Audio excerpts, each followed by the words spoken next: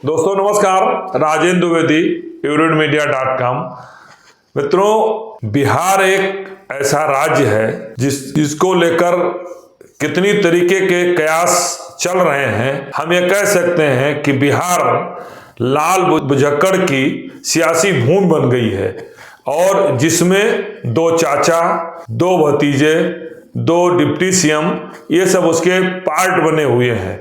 एक चाचा लालू चाचा, दूसरे चाचा नीतीश चाचा और एक भतीजा है जो तेजस्वी और दूसरा निशांत अपने चाचा लालू की प्रशंसा कर रहा है और उनका भतीजा बता रहा है, तो तेजस्वी नीतीश चाचा की प्रशंसा कर रहा है, उन्हें अपना भतीजा बता रहा है। तो दो चाचा, दो डिप्टी सीएम परेशान है कि आखिर दो चाचा दो भतीजे के बीच में जो बयानबाजी चल रही है उसकी वास्ता क्या है। क्योंकि हिंदुस्तान के सियासत में नीतीश कुमार ऐसे हैं अनप्रेडिक्टेबल, जिन पे कोई प्रेडिक्शन किया ही नहीं जा सकता।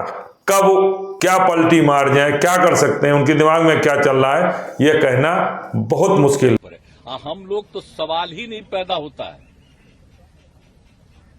मर जाना कबूल है, उनके साथ जाना हमको कभी कबूल नहीं है। ये अच्छी तरह जान लीजिए, समझ लीजिए, सब बोगस बात है। पिछले एक हफ्ते की अगर हम बिहार की सियासत का करें तो इसमें मंत्रिमंडल का चेंज हो गया। बिहार में भारतीय जनता पार्टी अपने सात मंत्री बना लिए और सबसे अहम है कि विजय कुमार सिन्हा, जो पथ निर्माण विभाग उनके पास था, उनका विभाग भी विजय कुमार सिन्हा से छिन गया।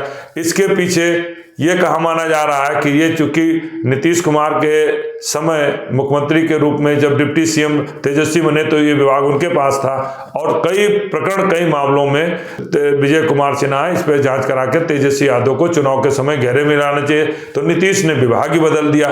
तो इस चाचा और भतीजे के मोह का क्या अर्थ है, क्या पीछे इसके समीकरण चल रही है, बहुत ही सियासत का रहस्यमय परिस्थितियां बन गई हैं। और नीतीश का जो आचरण है, नीतीश की पलटी मारी जो सियासत है, उस पर किसी का भरोसा नहीं रह गया। कितनी बार पलटी मारी, प्रधानमंत्री के साथ क्या बोलते हैं, लालू जी के साथ क्या बोलते हैं, वो क्या करते हैं, क्या करेंगे, ये कहना बड़ा मुश्किल है। तो हम कह सकते हैं कि जब तक स्थिति स्पष्ट ना हो कौन किसके साथ है, अंतिम चरण में अभी 5 महीने चुनाव बाकी है, मंत्रिमंडल अब तो जितने मंत्री होने चाहिए कंप्लीट संख्या हो गई है, तब तक कयासों का ऐसा बाजार है जिसका कोई सिर पैर भी आप स्पष्ट रूप से नहीं दिखाई दे रहा है। जिसमें फिर मैं कहता हूँ, दो चाचा, दो भतीजे, दो डिप्टी सीएम, ये सब उसके अहम पात्र हैं। तो हम कह सकते हैं कि विधानसभा चुनाव बिहार की भूमि लाल बुझक्कड़ की सियासी भूमि बन गई है।